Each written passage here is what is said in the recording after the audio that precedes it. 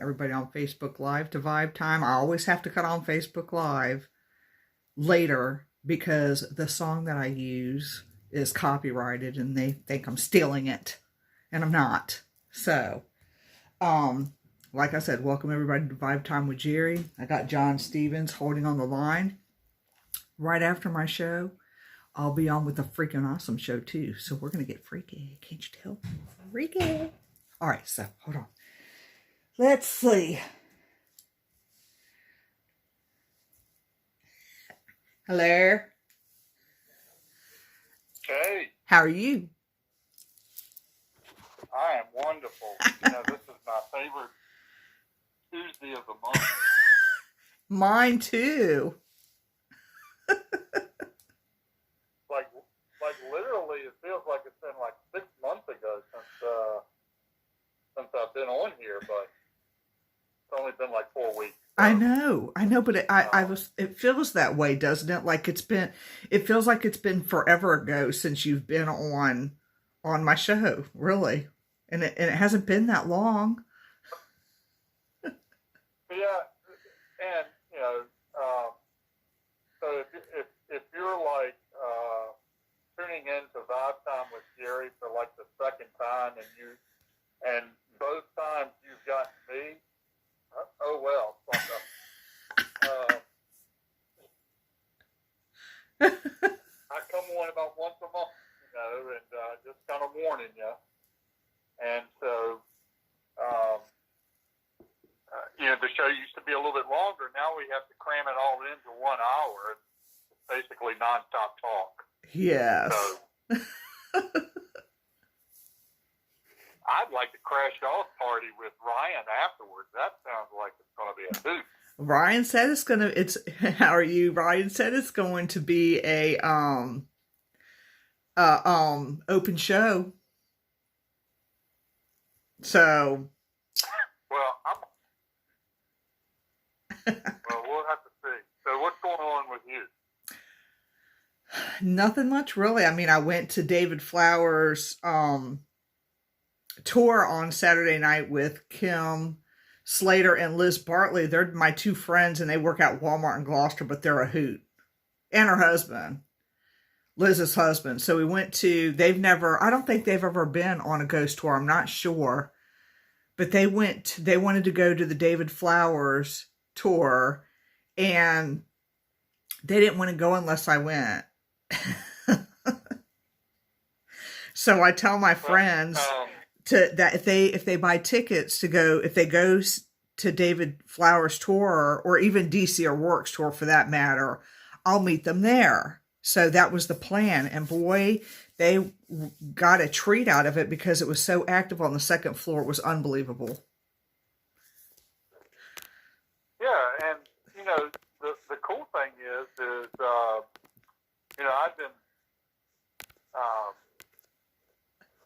talking a long time about that particular tour and that David puts on at the Powhatan Plantation for a long time, and he kept saying, "I'm going to go one day. I'm going to go one day." And then out of the blue, you just end up going, and I was kind of like, I got to get back in the swing of things. So, we're, David's such a good host and does such a good tour with that. The place is just a really cool place to be, and those that don't know what we're talking about, it's owned by Diamond Resort. It's down in Williamsburg, kind of on the outskirts. Not in the historic section. It's kind of out in the rural part of Williamsburg, and if there is such a place. But it's on a resort property, and they do ghost tours. How cool is that for guests? And he does it on Monday nights and Saturday nights. Lasts for about an hour, the tour does, and then afterwards he lets you use his equipment. Now, for family that's looking for things to do, and the kids have been on this resort and everybody's been kind of just tired of looking at each other, that's pretty cool to be able to do a ghost tour, go to a ghost tour, go to an actually haunted house, a real haunted house on the property, and then here's somebody like David who's also got a lot of experience, but also explains things, how the equipment works, tells some good stories about the house, some historical truths, and about the property that surrounds the house. So, and you can't beat the price. So anybody that it's not publicized that they run this tour, because it's only at the Powhatan Plantation, the manor house there. Right. And if you are interested in wanting to go, you can call their activities center and put your name on a list. And I believe David said he's going to start stopping the sales at like 25 or 30. Because he had one night, he had like 48 people, and it was way crowded. Try to have that many people in that house trying to, listen and stuff like that. So I think what was the tickets? Is like $15 or something like that. Yep, they're $15. $15. I can't remember. They're 15. Yeah, and so right, so that's very reasonable, and I try to go back as many times as I can, and he's pretty consistent. It's almost every Saturday night. I mean, unless something drastic happens. Of course, they were closed about a year and a half due to the pandemic. They just reopened back in June or July. I can't remember, but it hasn't been open that long, that many months. Yeah. And as you can attest, the place is pretty active. It is. We didn't want to leave. It was hilarious. And we were up there on the second floor for about an hour. And when we first got into the room, there was really no activity. It was almost like there was some when I got into the dining room. First, I went to the first room to the right, which is upstairs. And we really didn't get anything there. So then I went into the dining room, and I was standing by the window, and I felt something run their finger up my back. And I was like, oh. So then we ended up going, and then this lady that was there too, she ended up getting a finger running up on the back of her neck. I got it running up my back, and then she got it on the back of her neck. And then we ended up going to the next room. And then, we were asking questions, and there was quite a few people there. And at first, nothing was going on. Nothing happened. And then a few people were like, well, we're going to go. Good night. Thanks. Had a good night. So they went ahead and left. Well, when they left, all of a sudden I was like, well, I guess I'll get ready to cut the equipment off. And as soon as I said that, the REM pod lit up. And then it just wouldn't stop.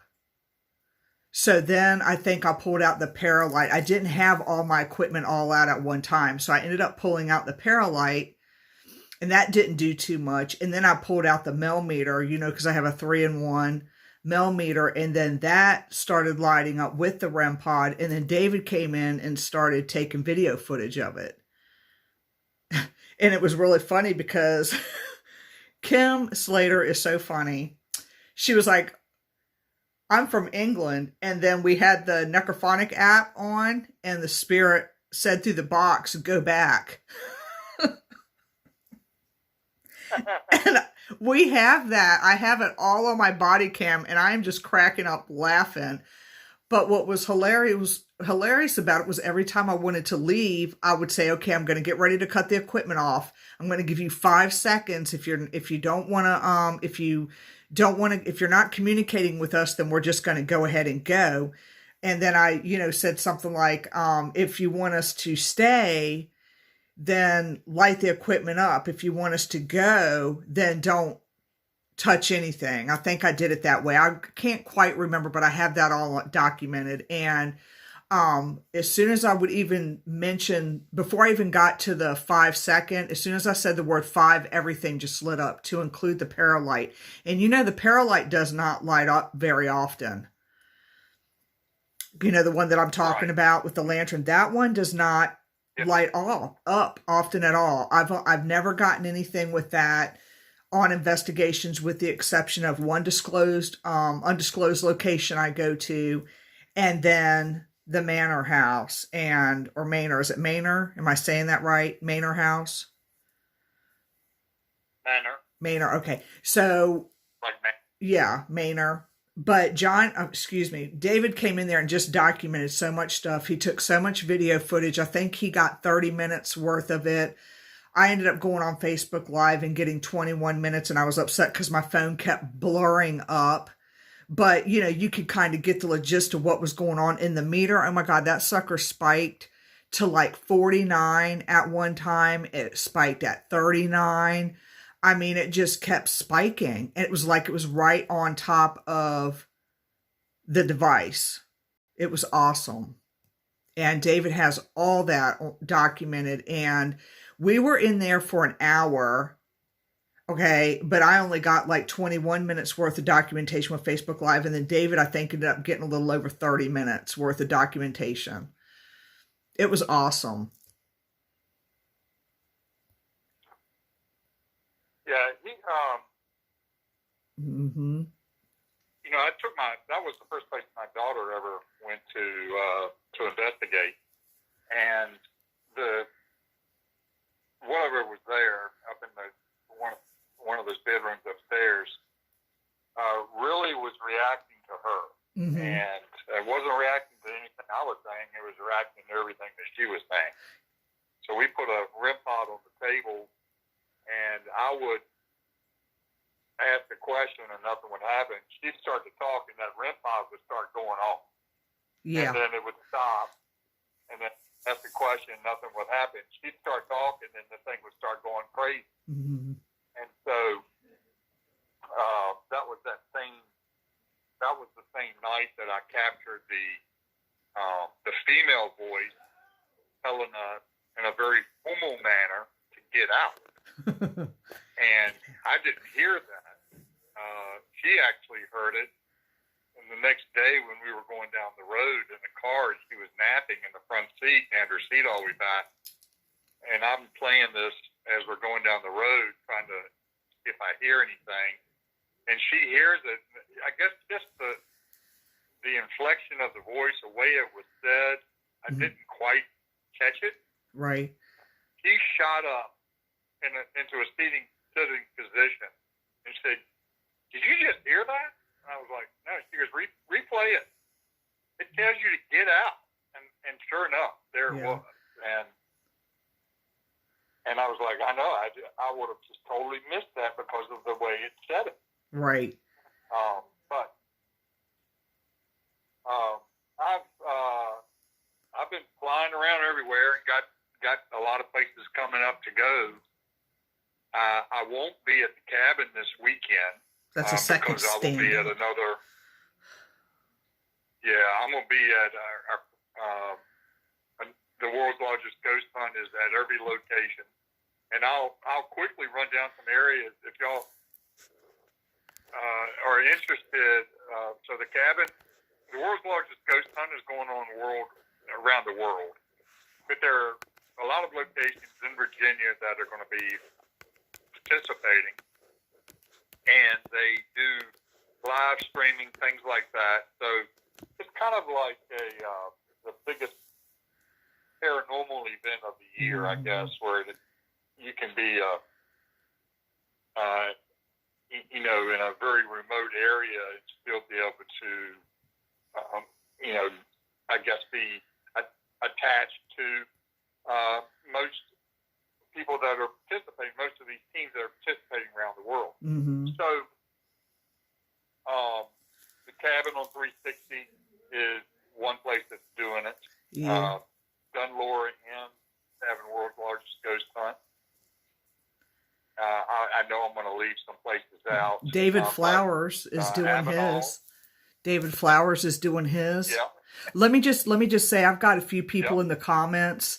So if you do paranormal investigations, or if you're having a paranormal, if you're participating in the world's biggest paranormal event this Saturday, please put it in the comments so that people can see where you're doing your stuff at. Like John Sullivan, if you're still on, if you're not going to be at the cabin, if you want to put where you're going to kind of be, because I'm going to tell you something, John, a lot of people, like for instance, Saturday when I was at the Manor House and I was talking to people about the world's largest ghost hunt, they had no clue that was going on. And so what I did was I plugged them in or invited them to your page, and I put your website out there because, going on David's tour, I made a couple, I had a couple people friend me on Facebook because they're interested in doing paranormal investigations, but didn't know where to even start doing them at. So I didn't mean to interrupt you. It's just that I was thinking with other people being on here, if they've got stuff going on in their area, to please feel free to put it in the comments so that people, if there's still tickets available, people can go to that particular area and say, hey, that way people will know what's going on in their area is what I'm trying to spit out.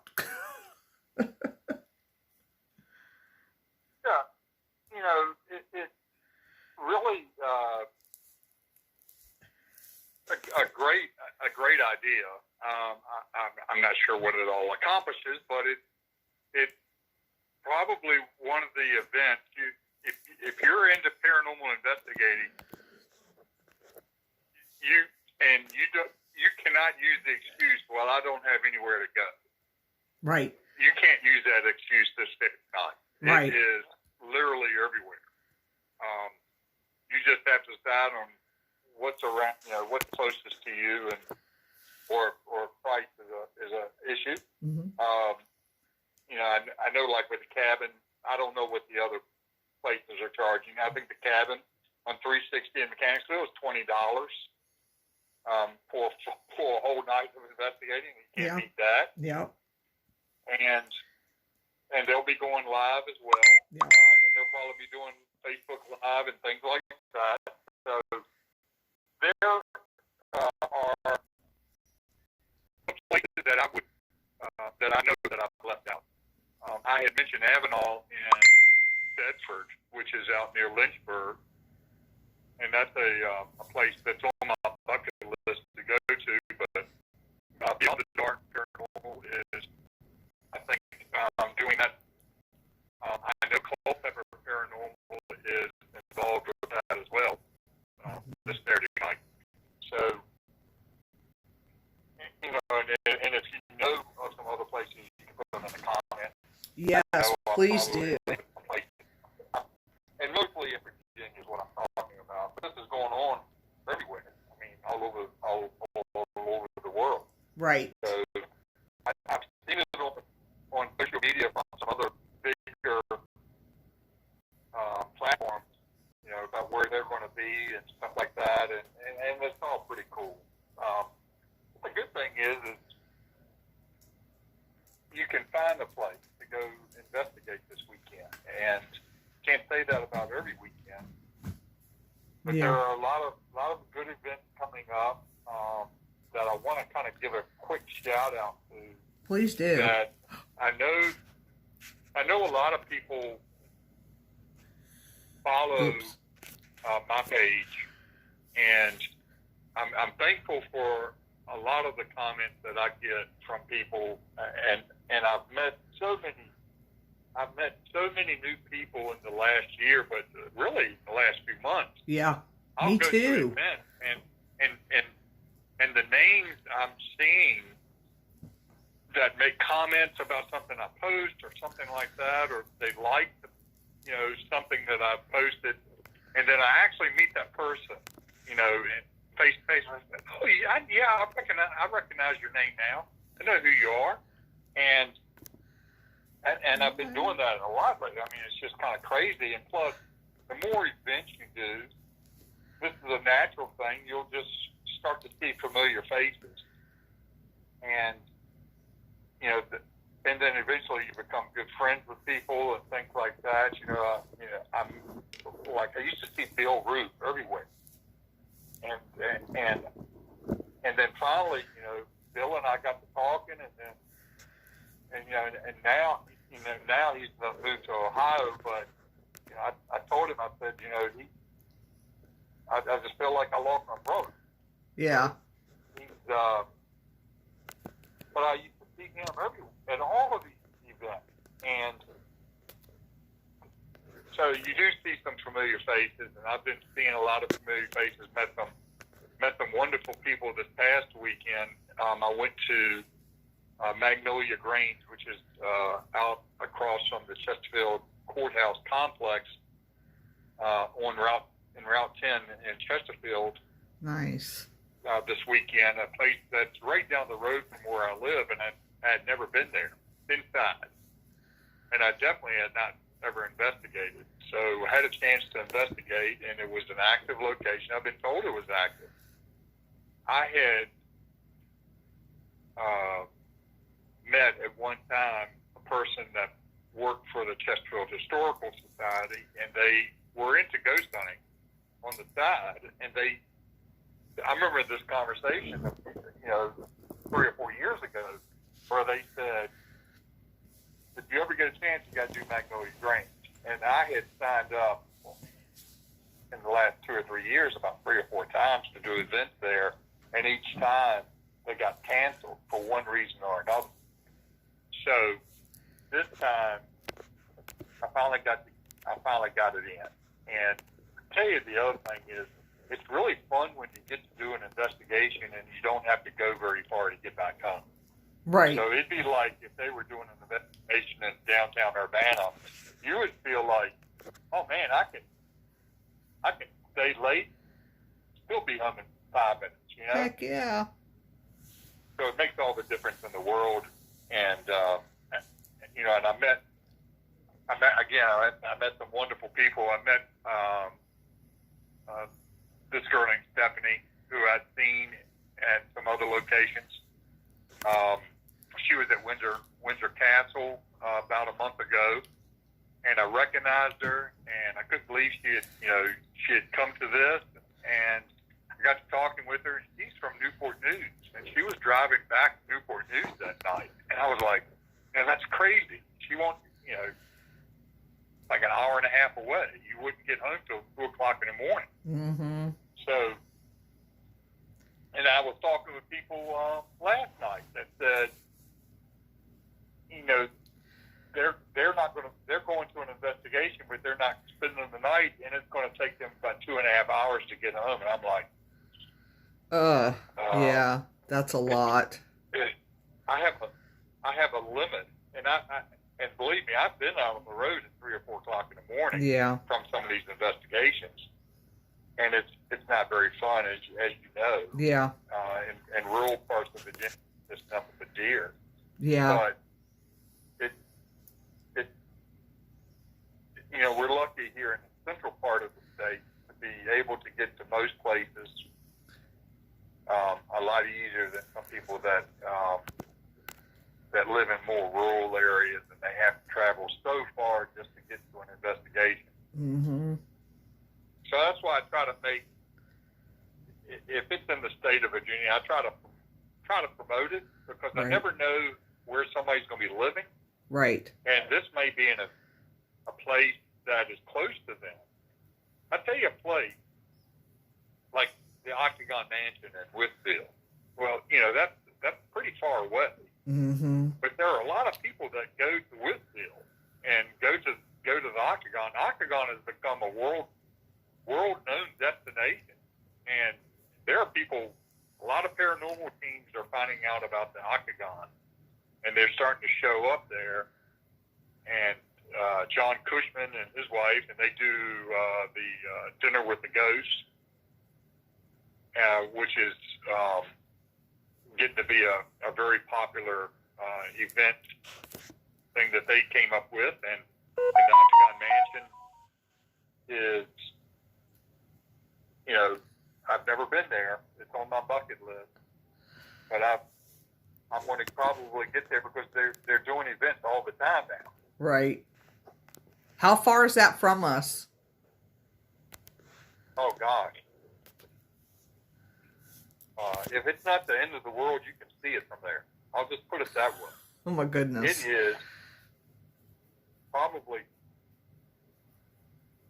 from Richmond, probably 3.5 hours. Oh wow. Just kind of throwing that out there, maybe 4 hours. But you know, there are some teams that I know that are doing a lot of events outside of the state of Virginia they're from Virginia. John Sullivan and Virginia Paranormal. Mm-hmm. They've been doing a lot of events outside of the state, going on these great road trips. Yeah. And these aren't public events; they're private events, and they're going to these places. Mm-hmm. But there are some teams that are going to be actually hosting some events outside of the state. Right. For instance, Twisted Paranormal, Haunted Nights. Lyle Lotz. Lyle and Yeah. Lot. Right. They're going to be doing more events outside of the state. They've got one coming up in West Virginia at the name I just forgot it. It's in West Virginia, and then they've got a cruise coming up in 2023. But they've also got some other places. They had an event in Pennsylvania that got canceled, but I hear that there's another event that's coming next year that's going to be out in the Midwest. Yeah. They're going to be hosting. Brandon Johnson said it was the Heyman House. The Heyman House. That's yes. Right. Yeah. I'm sorry. He's commenting, and I was trying to tell you. He said had people from multiple states at our event there last weekend. Very cool to see a location gather all walks of life from different areas.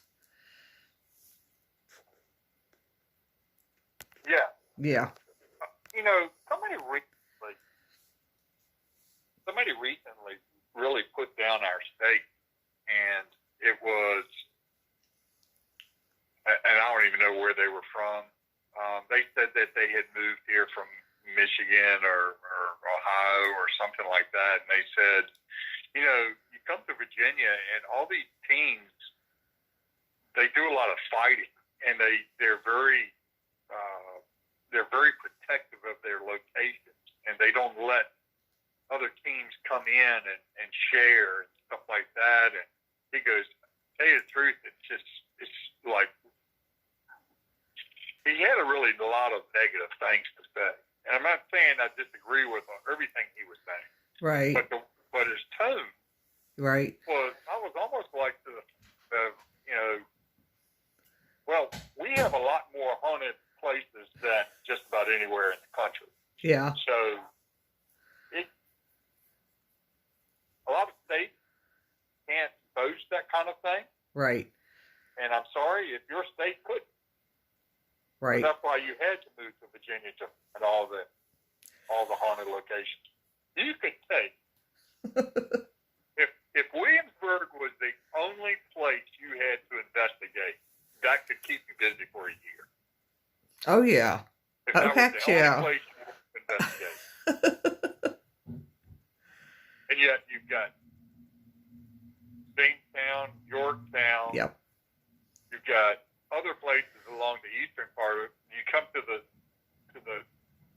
central part. You got Richmond, and you go a little bit further north. And you got Fredericksburg, and then you go to Gordonsville and Charlottesville, and then down to Roanoke, and Blacksburg, Christiansburg, and St. Albans, and go further out to Woodsville. And I mean, Right. You're right. I mean, don't bring these other states in here saying that you can compare. The only place that I think could compare, and I give them all the props in the world, Pennsylvania has Gettysburg. yeah. And that's the mecca for ghost hunting. I understand that. But here in Virginia, we need to have more of these places, more of these historical homes, more of these historical locations open up, because there's a lot of them. And there's a big stigma against ghost hunting. Yeah. And I've seen some places actually like, well, we're kind of open-minded. We'll give it a shot. And they've allowed some things to go on. Yeah. And so that's good. And I think the more and more that happens, more of these places will see how much money they can get in an evening. Right. I would have never thought to compare states, or I would have never that thought would have never entered my mind to compare a state against another state when it comes to paranormal stuff. Those thoughts just don't run through my head. Sometimes I wonder where people get their thoughts at. And I don't know if his intention was not really to put down the state of Virginia. Right. It was more so a shot across the bow of the paranormal teams that get possessive of their locations. And it creates a lot of ill will if somebody moves in on your territory. Yeah. It's kind of unique here because we have some teams that have, are part of, some of them are part owners of places. Right. So they have every legitimate right to run investigations out of. There are some historical locations that say, hey, we like this team that we deal with, and we don't really want to deal with anybody else. Right. Because this team is good. It meets Right. our needs. And I can certainly understand that. Mm-hmm. But there are some locations that are, some teams that take that to mean that, well, you can't come into this, you can't go to that battlefield. Yeah, I've had people say. Yeah, I've had people say stuff like that to me. I won't name them on here, but I've had people say that because of the team that I'm on, that I may not be welcome at certain places. I have been told that, and that's sad that happens. But it has. Yeah. Yep. You're right. Well, but as you know, I prefer to talk about the positivity. Yes. Of what these are doing, and the people that are involved with these teams are the type of people that you don't even have to be investigating. I know that's the fun part. You don't have to investigate to enjoy their company. Right. You want to sit around and eat pizza with them and watch TV. These are the type of people you can do that with. Right. They're not, I guess, just like in every other part of your life, there's people that you probably don't want to hang around with. They're okay to ghost hunt with, but you wouldn't be associated with them right. at any other time. Right. Then there's the people that's like, ghost hunting, investigate, we share a common thing, and you're a pretty cool person. Yeah. You find out that, hey, we share a lot of the same interests. Yeah. And it was because I met you at an investigation. Yeah. Pamplin Park. So I guess that's a little bit, that's right. and that's more of my story as anything. Yeah. Is I have had the opportunity through people like yourself and Dennis and Ryan and John Sullivan and Lyle and Tana and Brandon and going to some of these events and someone saying, "Hey, let me introduce you to this person." Yeah. You know, or me seeing somebody showing up at these events time after time, and I'm like, you know, I see this person everywhere I go. You know, about time I figured out who they are. Right. And then you talk to them, and it's like, you know, wow, I didn't realize that person was as cool, was a really cool person. Right. Yeah, that's what makes it so awesome. And I know Donna, before I even met you, for months, you know, when they were out here, lived out here, she was like, "You got to meet my brother. You got to meet my brother. You got to meet my brother. You got to meet my brother." So I am glad that we got introduced and can do things together. You know, that's just really cool. It is. And I, you know, and I can say that about a lot of people. Yeah. Like I said, I'm not a really outgoing person. I'm not a social butterfly. Except for the pearl. Yeah, well, the pearl brings that out. Yeah, the pearl. You gotta break out of your shell. Yeah, the pearl brings that out. But you know, you can, like I said, you know, I met somebody this weekend, and I just started talking to him, and because I said, "Hey, I saw you down at such and such place," and we got to talking about that event, and it was really cool, and hey, where are you going to be next month? Well, I'm going to be here, and I'm going to be there. And you're like, okay, I'll make sure I'll see you at that event. I'm going to be at that event, you know? Right. And so now you got a whole new friend because, you know, because you see them, you know, more frequently, and they recognize you or something like that. It's pretty cool. You know, what was funny, I always go back, I love telling this story, is Ryan and I and Mike White and I forgot who else were standing there right in the cabin one day. And we were just all three of, and there was somebody else standing there too. It might have been John Sullivan. We were all standing there and we were talking. And this person came up to us who was a newbie, brand new, never been investigated before. And they came up to us and they said, "Wait a minute, are y'all really ghost hunters?" And we kind of all like looked at each other because this person was serious. This person was dead serious. It was like, yeah, we are. And they were like, "Oh, this is so cool."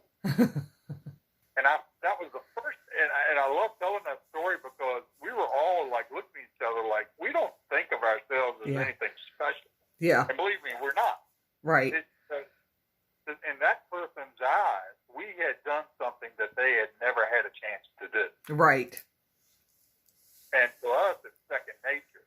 You know, we've always, now everywhere we go, we've always got our phone or our recorder ready to pull out of our pocket in a minute to do a quick EVP session in a place where maybe you're not supposed to be, to see if you're going to get something. Yeah. And I'll tell you something. To piggyback off of that, so I was talking with a friend of mine. He posts a lot of stuff of his adventures around the state of Virginia. And he went into a historical location recently, and they don't do give tours anymore. They just give you, something, like a recording or something. You can here press on this button when you get in front of this sign. It'll tell you all about this room or whatever. Right. In this historic location. But they did that because they saw basically, they were having 100 paid guests a day down to about 18 paid guests a day. So they couldn't afford to have any more tour guides. Right. But what's cool is he was saying, I was literally in this house by myself. And he goes, I made the mistake. I didn't have any of my equipment with me. Next time I'm taking equipment with me. And because he goes, I thought at several points during that while I was walking around the house, that this would have been a perfect opportunity for me to try to capture some stuff. And this place has never been investigated, would never allow investigating to go on. But they're basically saying now, you used to not be able to take pictures. Now they encourage taking pictures. Oh. And, just due to they don't have many people coming to the house, so he didn't have to worry about anybody coming in there while he was in there in one of the rooms doing a little EVP session or anything like that. So, hey, if you're a ghost hunter, you just got to always be ready. Right. You're right. You'll have to tell me if there's any comments or anything like that, because I have been unable to follow anything that's going on Facebook while we've been on. So I don't. I feel like I'm just. It's just me and you on the phone. That's it. Yeah, we have a few people that are tuned in. Ryan said the more the freakier. Yeah. He's so funny. Yeah. I told him he wanted to raid the show. He said the more the freakier. The more the freakier. Okay. Yeah. He's so funny. He is so funny. But trying to scroll back into my comments. Scott Austin said that he always wanted to investigate the old Eastern State Hospital. I got lost there once and it scared the crap out of me. Who said that? Scott Austin. Oh, Scott Austin. Yeah. Yeah, he said he's always wanted to investigate that. Right. Isn't that in Pennsylvania? Well, we got the old Eastern State Hospital in Williamsburg. Oh, that's right. That's right. There is an Eastern State. Yeah. Yeah. And I don't think they allow anything like that there, but they don't. I'd like to ask for anybody that's listening, what location do you know of right now that doesn't allow investigating or frowns upon it, or just maybe isn't aware of it, that you would like to see open up? I always like to ask that question because I get some kind of different responses. Eastern State. From time to time. Eastern State. I agree with him. Yeah. Yeah, Eastern State, but then you've got the Peyton Randolph house down in Williamsburg. If they ever opened the doors to that at night and said, "Yeah, we're going to allow you to investigate," yeah, that would be really cool. But there's another house there. Gosh, and somebody told me the name of the house, and it's within that same area as the Peyton house, and they said it has more paranormal activity than the Peyton house does. And now I cannot remember which one it was. I will say this. I hear some rumors sometimes of things that are coming down the road as far as places to investigate. Mm-hmm. But I heard a mention the person's name, Nice. but if I told you that you had a chance to investigate with a world-famous actor who loves the paranormal but is not typically involved in the paranormal, as far as, like, I'm not talking about they're a paranormal investigator. They are known for their being an actor. And they are, like, if I were to say their name, a big smile would come across your face. We know that that person has family in the Richmond area and may be approached to come and do a fundraiser event to raise money for a certain charity here in the Richmond area. And this person loves ghost hunting, but they can't obviously go and do it without a mob of people. Right. Now, if they did, when I heard that and I heard the name involved, my head was like just spinning, and I was sitting there going, what would people be willing to pay? Yeah. To investigate with that person? And you would have to cap it at a certain number. I mean, let's say 40 people. Yeah. Wow. Well, y'all can pay money and investigate with me. People, I would just throw a figure out there right now, and I know people will pay more than this figure. Yeah. $500. Holy crap. People would pay more than wow. to investigate with, and just to say that they investigated with this person. World famous actor.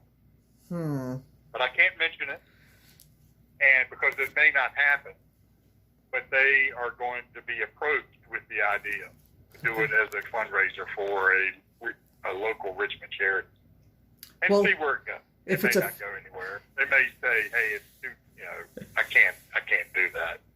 Yeah, Ashley Patrick McGowan said if it's they have actually a family in the Richmond area. Oh yeah. Ashley said if it's a female, they should come and investigate with the Boo Bitches event, which they're coming on next week. Who is Ashley? No, we have Ashley said if it's a female, they should come investigate at the Boo Bitches event, because we have our Boo Bitches event coming up in April of 2022, and actually they're going to be on the show next week. I've got Vanessa, Gwen, Tracy, and Stephanie coming on the show so that they can talk a little bit about themselves next week, and then they'll be able to we'll be able to talk a little bit about what our paranormal event at the Cabin on 360 in April is going to be about.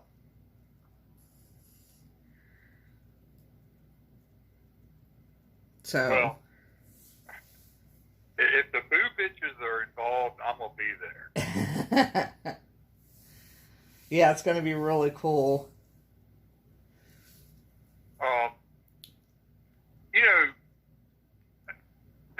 There's some events coming up. I mentioned the thing this weekend. A lot of different events going on around the state this weekend. Yep. But like the Rape Chasers are coming on October 8th to Henricus, and the Rape Chasers will also be back at the Exchange Hotel on the 23rd of October. And there's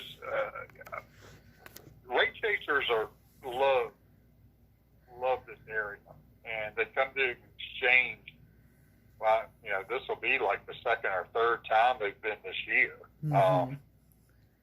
But I will say this, that the Rape Chasers will be involved with a paranormal team here in this area quite a few times next year. And I'll leave it at that, but you'll see the events if you follow the page. Okay. Or go to VirginiaParanormalEvents.com. You get to really see a good paranormal page, because Jeff runs that, and he puts all the articles and everything. And he really goes out beyond the state. A lot of paranormal stuff as far as UFOs and Bigfoot and things like that. Right. Articles on ghost hunting, articles on supernatural that we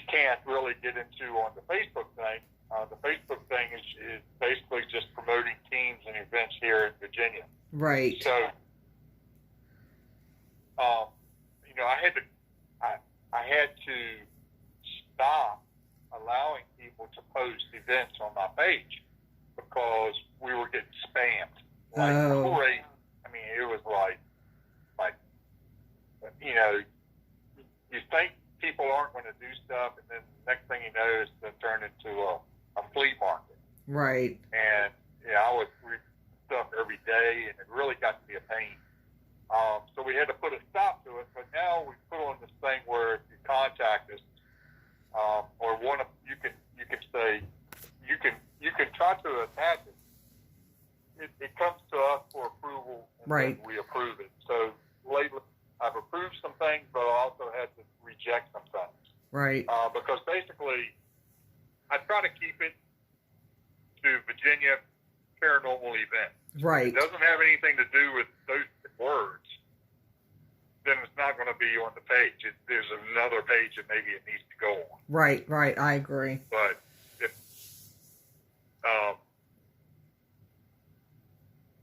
you know, with there's some, you can also keep track of things that are going on with events, because I may publish something that, hey, an event's going to be here on this date. Mm-hmm. But you know what? I get told that, hey, for whatever reason, that event is now canceled.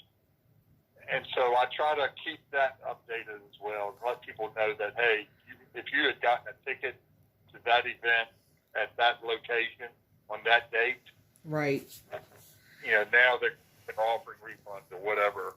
Right. It's just been canceled. And so I try to keep people aware of those type of things. That makes sense. But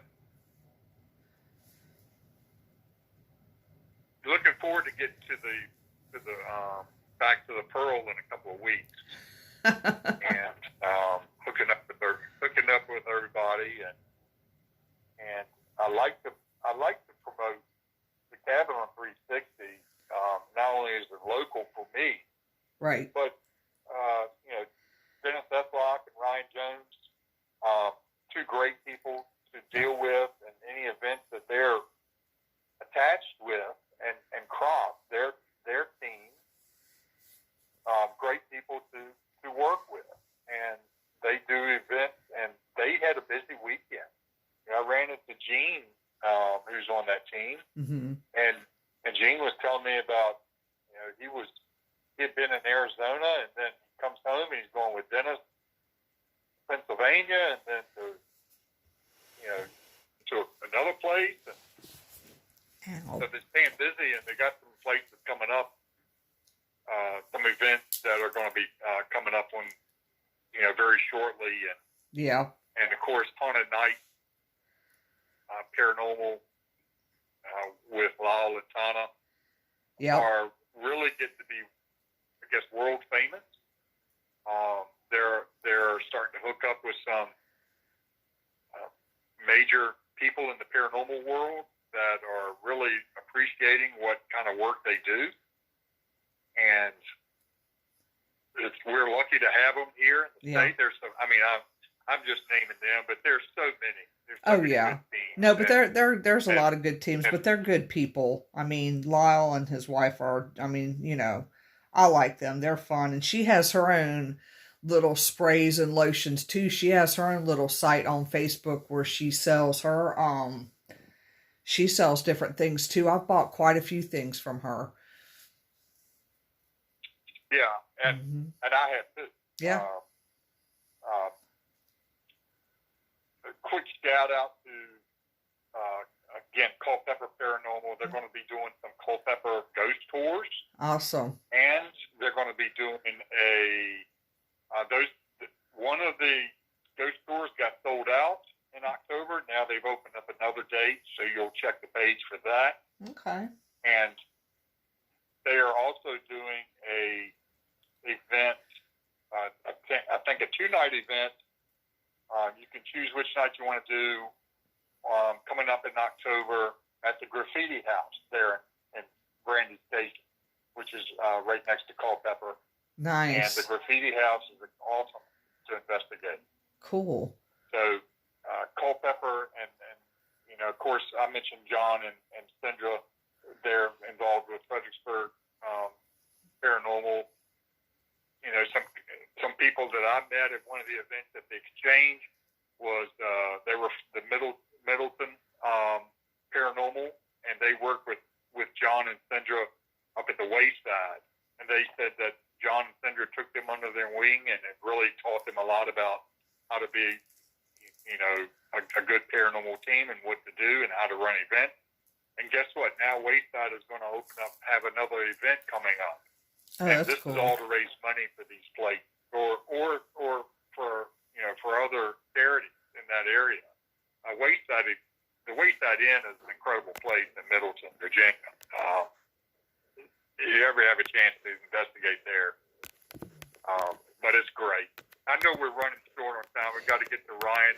Yeah, I can't thank you enough, Geri. You're welcome. And what y'all do. I appreciate you coming on. I'm gonna mute us both. Do you want to stay on when he comes on? Because he's gonna end up. I might have to step away for a little bit. Okay. Come on back if you can. Okay. That'll work. Well, I appreciate you coming on. I'm gonna go ahead and mute myself. All right, sounds good. All right. Y'all have a good Good talking with everybody. Good seeing everybody. I hope to see you at the events real soon, okay? Yes, thank you.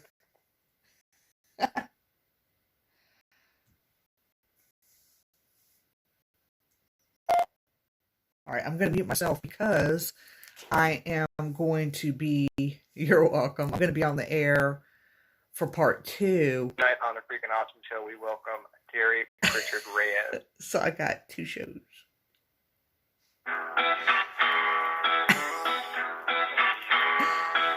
So if y'all want to stay on, you can. If you don't want to, you don't have to. Understand it's late, but I don't know what we're going to do on this one. Their show tone is a little bit different than mine. It's more freakier.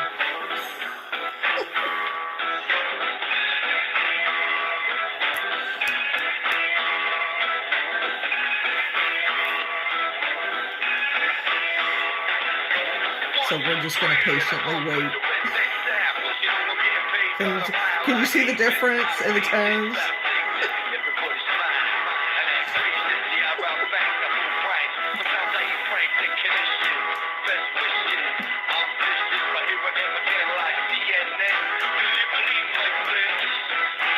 Ooh, the unicorn likes it. This unicorn is about as big as I am. I mean, it's huge. It takes up half of a corner in my room. That's how big this thing is. I collect little unicorns and creepy dolls.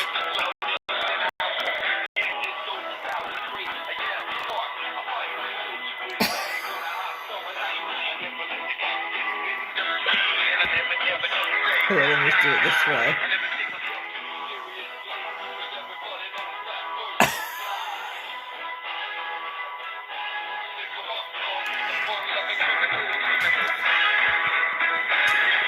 I know.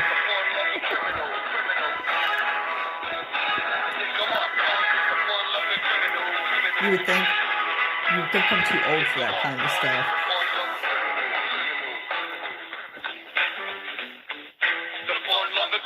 I might have to change my vibe time show thing or my song thing. Make it more upbeat. Scott, Yorktown does do ghost tours, but they're like walking history tours. They're not like, the only one that does the paranormal investigation ones are David Flowers, and then of course Denny O'Rourke. He does his stuff and you can ghost hunt there, but I'm not too certain about Yorktown. I know there was a guy there last time I was there, I saw where he was he had his little lantern and he was just going around kind of talking at different places. And then I went to one earlier in the day at Diggs Coffee House, they do just a ghost walking tour.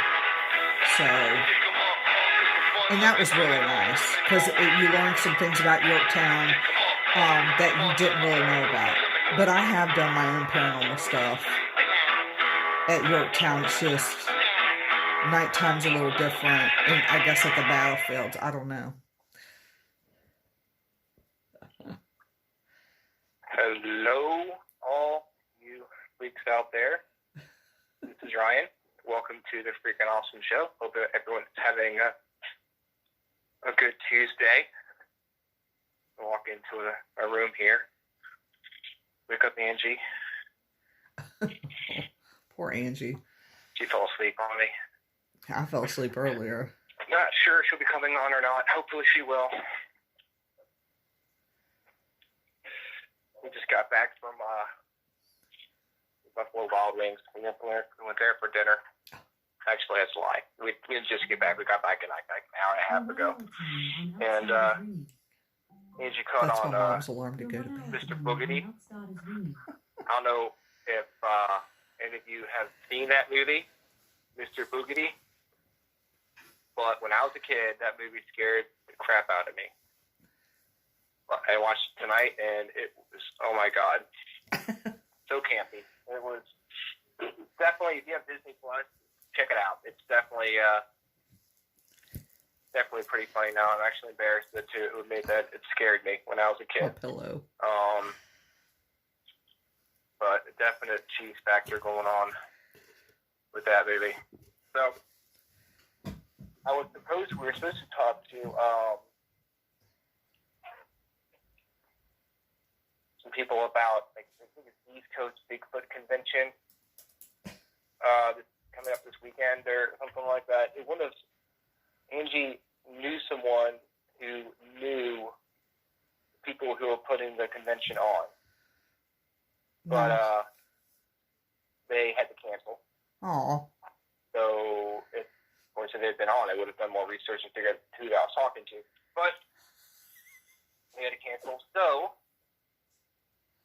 I was like, you know what? Instead of canceling the show, or do what I'm going to be doing next week, which is supernatural news. Why not see if Geri wants to come on the show? We haven't talked to Geri, Richard Reyes, in a long time. Well, we've had her on the show when Holly was on it a couple of months ago, but so often she's been on the show, just her. So I shot her a message. I was like, hey, do you want to come on the show? And she's like, sure. So we are super excited to bring back GPR to the show. Sounds like something Michael White would call me. Let's go ahead and put her on right now. Let's do this. GPR, I love it. What's up? How are you? I am doing just fine. It was funny when you were talking about John Stevens coming on the show. I'm like, well, shoot. We've already talked about all the 50 guys I've already talked about on your show. I'm like, all right, well, let's do a repeat performance. Look, John Stevens had to get off for a minute, but as soon as I see his number pop up, I know that he'll be back on. But we could just, like, when John Stevens and I do a show together, because he has so much to present, it's like we could go on and on. Yeah, I mean, he's got so much stuff going on with, like, all the teams in Virginia. It's amazing to keep up. I try to post stuff as much as I can. Yeah.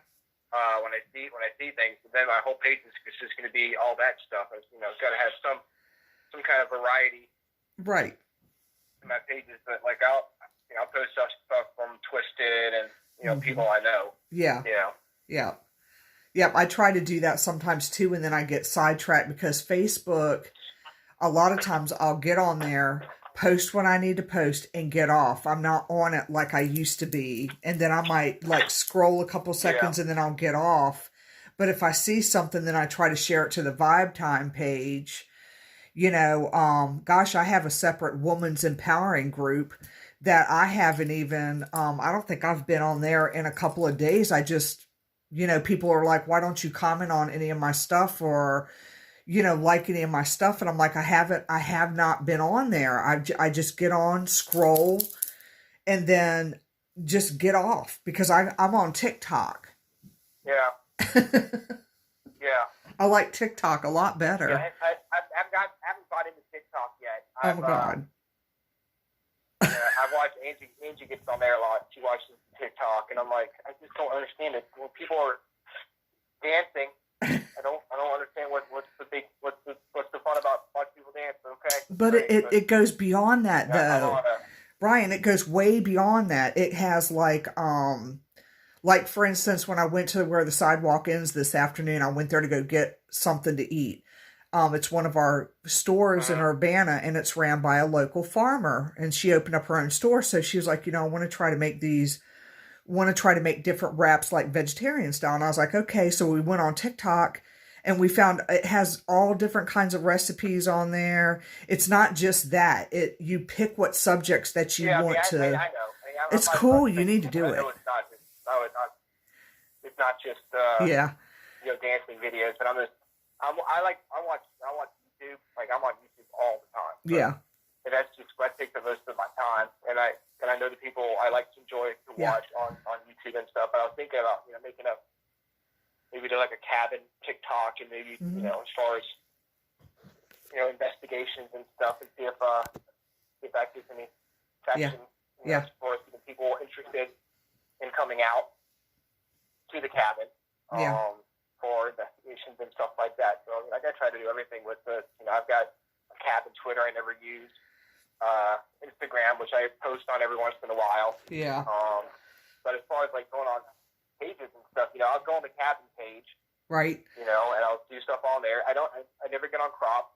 Never get on the crop page. I never share things, but every once in a while I'm like, oh crap, I should probably share stuff on this page. But I hardly ever go on my show page. Freaking Awesome Show. I forget it's there. Like, oh yeah, I should probably put this on there. Yeah. Because you said, like, you do what you want to do. You get on Facebook, you look at what you want to look at, you post some stuff, and you get off. I don't like go to like all these different pages and stuff.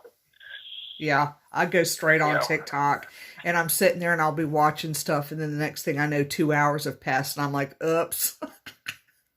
I feel like this. That's the only reason why I try to avoid. I don't want to go down the TikTok black hole. Yeah, she'll go down the TikTok black hole because it's totally different than YouTube.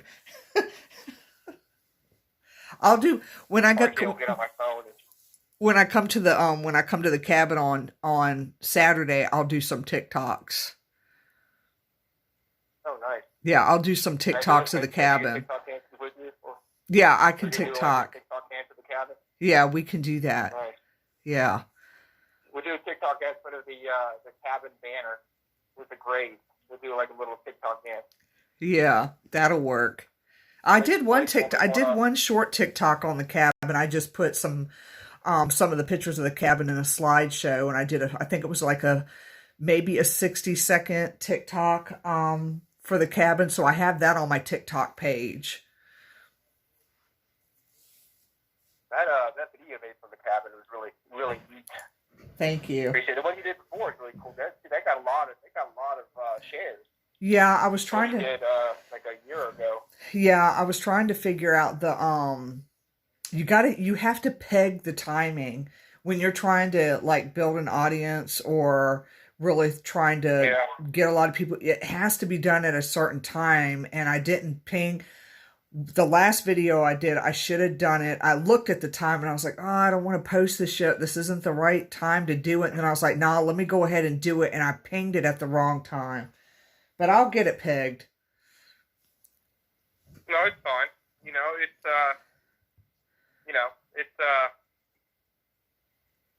It's fine.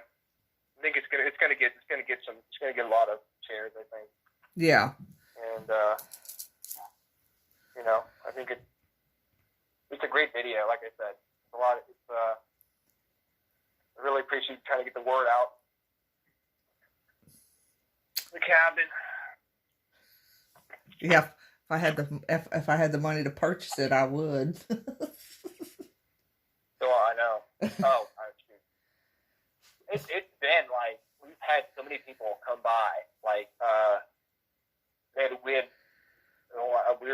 to visit, I think it was Lost Souls Paranormal was out at the cabin on this weekend on Saturday, Friday and Saturday. And they do a lot of work with the Octagon House. But they've also been out to the cabin. It's like the 7th time they've come out to investigate out here. And so I went out there with Angie and RJ to say hi. And I think Sarah, one of the investigators, was talking to Angie. She said that someone had come by the house on Saturday afternoon looking to buy the place. And she was like,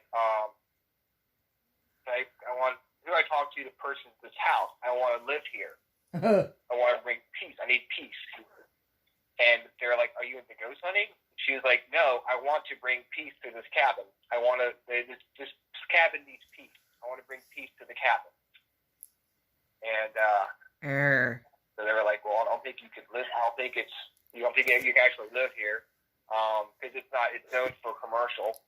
But I'm talking to Dennis, I'm like, I don't want some crazy ass woman trying to cross spirits over when we're not around because she wants to bring peace to the cabin, you know? So I don't know what's going to happen, what's going on with that. I don't know if she's, been on one of our investigations or if she's seen some of the posts she put on Facebook about it, but right. I don't need that going. Well, I don't even think that with the spirits in there, I don't even think that people would really be able to do that anyway. Because if they're not ready to cross over, they're not going to. I don't care what you do. No.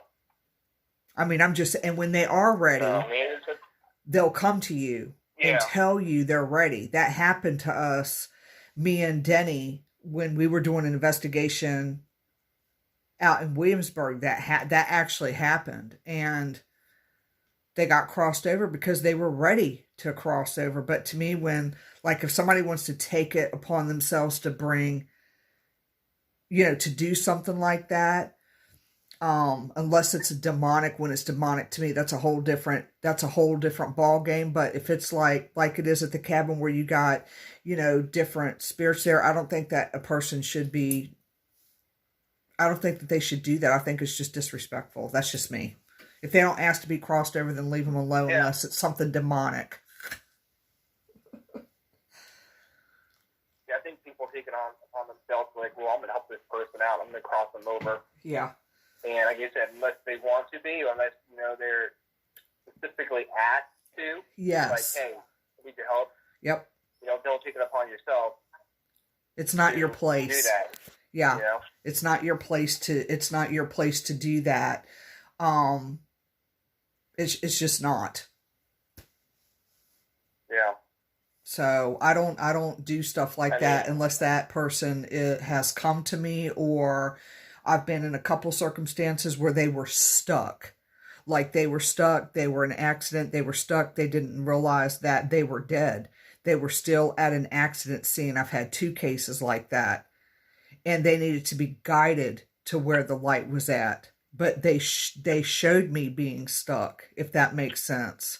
I was at the scene and I seen them stuck. But that's the only time. Other than that, they come to me and then I will cross them over. So how long, when someone passes away, how long until they find someone? Like, how long when they came to you? How long were they here? Were they stuck on the plane? The one person, like a homing beacon, where it's like they know exactly where to go, or were they wandering around? They were the one was like literally stuck, and I don't want to, say whether it was a male or female because it's very known in these areas. But they were just they had an accident and they were stuck right where they died at. and it took about 4 days before they came to me. 4 days after they had passed away before they came to me. And I was like, I ended up going to my friends that knew this person, and I knew I could be open with them and tell them the circumstances, and myself and that person assisted me in helping that person cross over, because they just did not realize their death was just so quick. It was unexpected. They had an accident, and they didn't realize it. It was just they died so fast. But they were just stuck. And the sad part is they were stuck at that spot all that time. So then for a couple days I had to go through feeling like crap because I didn't pick up on that right away. And then it was like they just flashed a picture to me, and I knew what that was about instantly. And I was like, oh crap. And then I called the person and I was like, listen, can I come to your house? Can we get together? And I explained to them what the circumstances were. They knew the circumstances already. I was like, I know you're not going to believe this, but you're just going to have to trust me. And then we did what we were supposed to do. And it was weird because when we did that crossing over, the candle actually went out. Wow, that's kind of cinematic. Mm-hmm. Yeah. So, like with people, I will get on Facebook every so often and I will ask people to light a candle for me, because they need those beacons of light. And to me, the more it's like energy, they know. I don't know if that makes sense. They know where that stuff is going to. So I have people help me sometimes cross people over through lighting a candle. I'll be like, can you please light a candle at such and such a time so that we can cross this person over? And, I haven't done that in a long time because it hasn't been requested, but there's been a couple times when I've done that. So then that person knows, hey, if that candle's lit, go to that light. Wow. Yeah, and it can be very dramatic. Sometimes I had one spirit that was with me for 3 or 4 days. And, I just was so tired. He made me tired. It was a male. And I was like, I'll cross you over. Just, can I have a little bit of rest? Well, they ended up like leaving me and crossing themselves over. And I spent quite a few days upset about that because I had gotten almost attached to them. Within that few days that they were with me. It was just weird. It was almost like I lost like a relative or something. It was just very strange. Yeah. And it was upsetting. Like I cried for a while because it was just traumatic to me that they did that. It's like I was like, okay, bitch, you ain't crossing me over, so I cross myself over. Bye. I'll do my damn self. Yeah, exactly. And that's what happened. And then I was like, wait a minute, you didn't even say goodbye, because once I didn't feel their presence. I'm doing it now. Wait, what? I know, right? Once I didn't feel their presence anymore, I was like, dang, they don't cross themselves over. Yeah. Bye, Felicia. So when you get these people like attached to you, are they like they're like ghosts when singing like Patrick Swayze singing the Henry VIII song over and over and over again until you cross them over? Or are they just always there, or is it more of an energy feeling and not? It's an energy over your shoulder? Because my eyes, I'm thinking there's somebone constantly with you, poking you. Come on, do it. Press me over. Yeah, it varies. I mean, most of the ones that I've had, they've kind of like stuck to me. The man that I had was just he just was not, he was being impatient. But most of them have just stuck to me, and I have to hear muffled music, which I cannot stand, until I get them crossed over. Because sometimes I'm like, I'll question, I'm like, well, do you really want to be crossed over? And I make them validate certain things a few times before I actually do something like that. I have to have some validations, but just they have to show me picture. I don't know how to explain it. They have to show me picture frames over and over and over and over before I'll say, okay, well, I guess you're ready, because they have to understand that once they cross over, well, so some of them do come back, some of them can come back, but like I've had a couple where they have not come back at all. So I can't say that, oh, you can't come back here. Yeah, because you don't know. You really don't. Yeah, it's weird. Yeah, it's going to be more difficult to come back, but obviously people can. They have, but right. You don't know what the rules are, so there's no guarantee. Right. That they'll be able to come back. Right. Yeah, you really don't know, and and I know one of my friends that I grew up with. They passed away. They got into an accident at their house, and they don't want to cross over. As a matter of fact, every time I go over there, if I get too close to their house, they put up this energy field, and I can't get past that energy field because it's so strong. It just kind of makes me nauseated. So I'm just like, yeah. And then she's like very adamant with me that she ain't crossing over because she does not realize that she has passed away, and that is her house. So I wonder how you convince someone that they passed away. I have told her, I'm like, you have fallen, you hit your head, you died in that, you are dead. And she don't care. She is staying at that house. She is staying at that house. She ain't going nowhere. Yeah. Then you start thinking about like all the stuff you've done in your life, and like, are they doing enough good things in a good place, or like, like, yeah. really they want to take that chance and go across over? Yeah, but yeah, it's just, I don't know. I've had so many experiences with so many different things. It's just, it's unreal. So I'm wondering, like. I'm looking like what is still stuck in the cabin, and why they want to stick around, which I don't mind, of course, Right. That's fine by me. I have no problem with it. So like, what happened there? Like, in your opinion,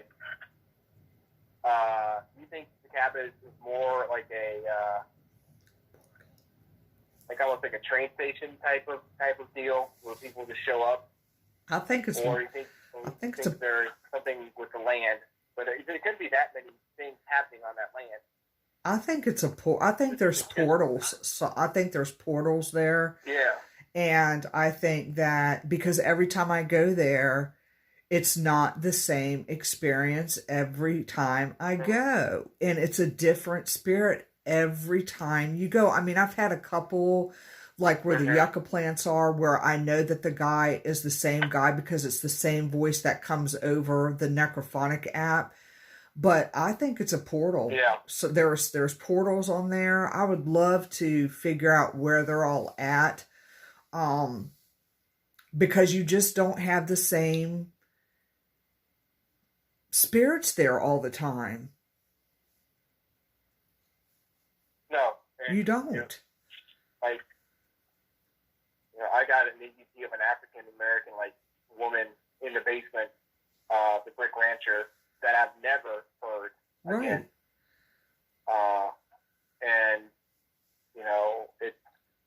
And we've captured. We've been downstairs in the basement, and you've asked if there are portals here, and we've got a confirmed. Yeah. And the necrophonic app. Yeah, I'm well. You know, and I know that you could run your dowsing rods and find them. You can run dowsing rods and find where they're at. And you can figure out where they're closed at, because dowsing rods, when they open up wide in areas that's open, and when you follow that open path, when they close, when it's the end of the portal, because there's a beginning and an end to a portal. So you would be able to find the beginning part, where it begins at and where it ends at. I've done that 1 time, 2 times in a house. At 2 private investigations I went to, they had a portal and I had to close it. You know, not that we... Someone left them there. Yeah. But we had Geri's group, SOS of Virginia, Spirit Keepers of Virginia had an investigation out there, like maybe I think it was last year, and one of her members brought dowsing rods out to where the yucca plants were. She went to see, like, you know how you use the dowsing rods to find graves. She went out there because there were many people buried out there. And the sticks or the wand did actually cross. Yeah. The rods did actually cross a few times while walking through there. Right. Maybe she found a portal, you know? She could have. I actually bought dowsing rods for let me get them while I'm thinking about them. I actually bought dowsing rods for the cabin. I bought dowsing rods for the Pearl. Nice. Yeah, for the pink Pearl. I did. I'm dropping stuff. I had to go off my feed for a second. Yeah, I actually bought some for the Pearl. I'm glad we talked about it. I got them from David Flowers.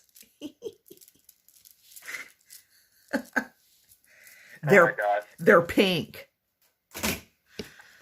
Oh. And they're specifically for the cabin. Dodo shaped rods. They're really cute. God, I still remember that night when we discovered the power of the Pearl. That was, I'm trying to get how the conversation got started to where it got to that point. I don't know. We'll have to blame it all on Sherry. Yeah, It's her fault. Yeah, Paranormal After Party. Yeah, I know, right? I don't even know if she's coming out this weekend. I see her on Facebook, and then I don't see her on Facebook. Well, I'll see her once in a while, and she'll post me about, not being a part of the paranormal group, but then asking if there's anything paranormal going on. Yeah. So I told her, like, I haven't talked to her in a while, but it's like, you're always welcome to come out. Yeah. If you want. Yeah. Always welcome. Now, can we back up just a second? Did you say that Lost Souls was there this past weekend? Yeah. See, I wish I would have known that, because I sure would have went out there to say hello. Are they coming back? They're coming back in the end of October. Okay, I'm gonna have to. Early November. We just had the one book the cabin for the 30th. Okay, I'm gonna have to hook up with them and at least come out and say hello. Yeah, they're really cool. They're really neat people. They had Hallie actually came out to do a show that last Sunday, and Savannah was on there, and she said that the cabin had a real bad feeling upstairs, like it didn't want us there, like it wants them in the Pearl. Which I don't know if she means the whole house or just the room. But like I was telling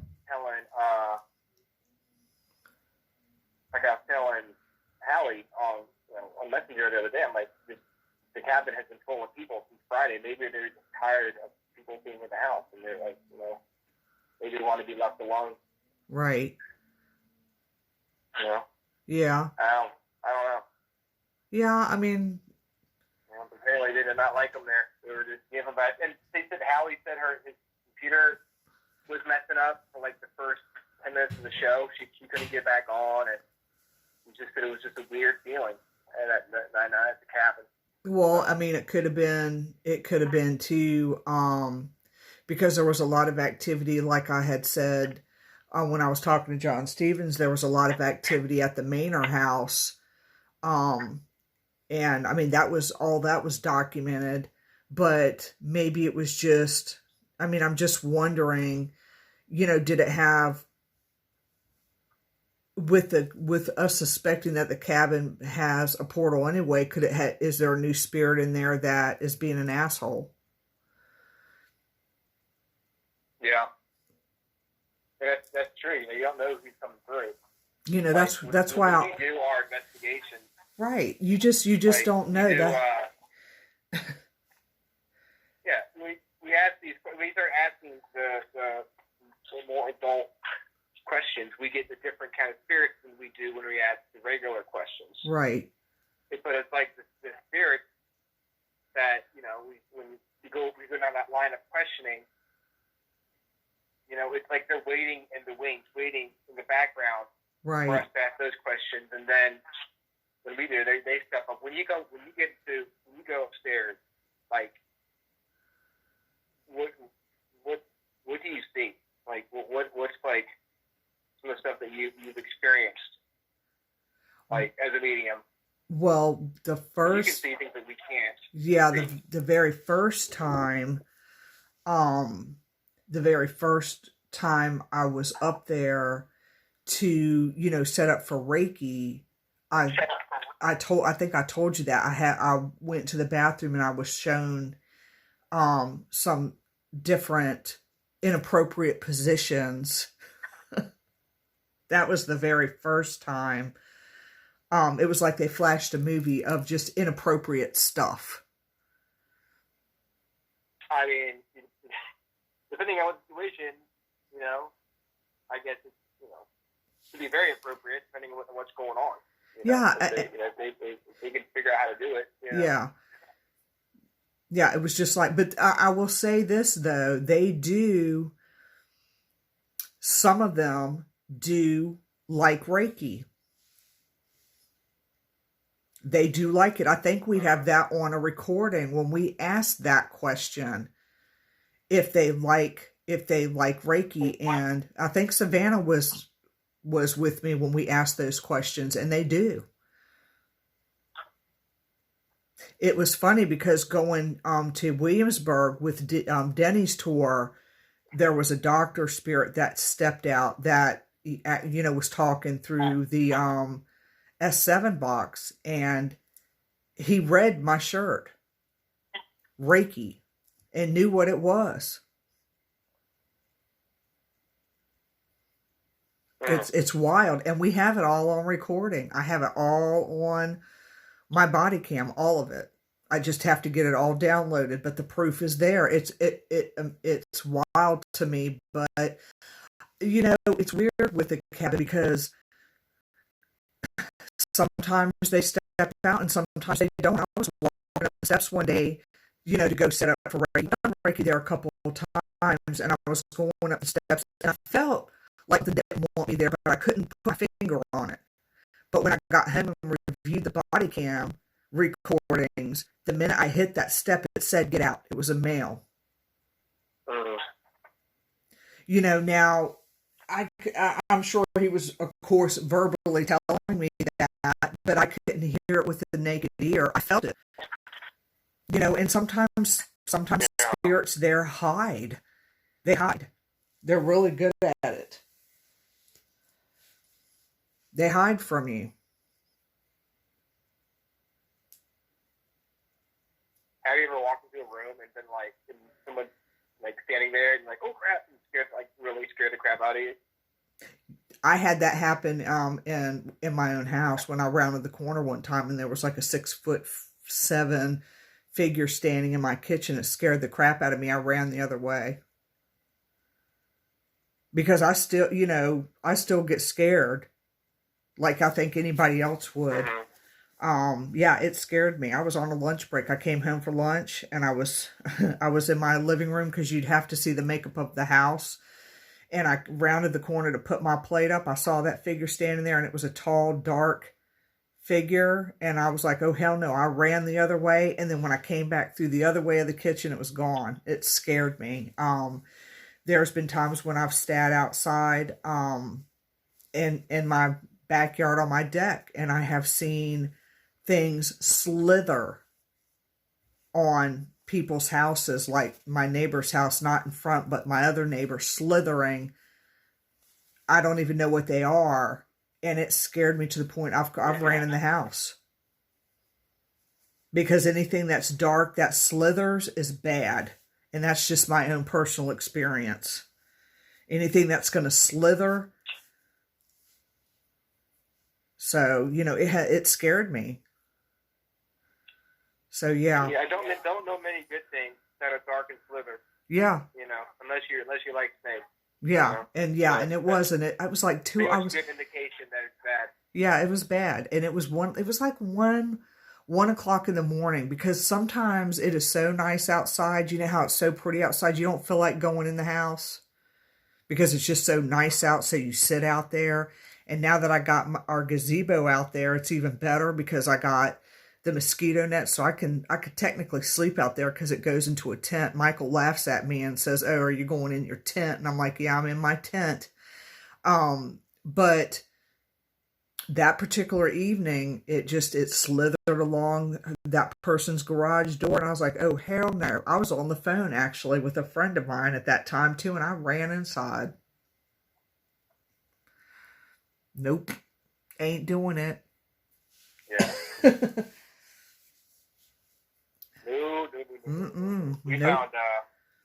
I found a snake in the cabin.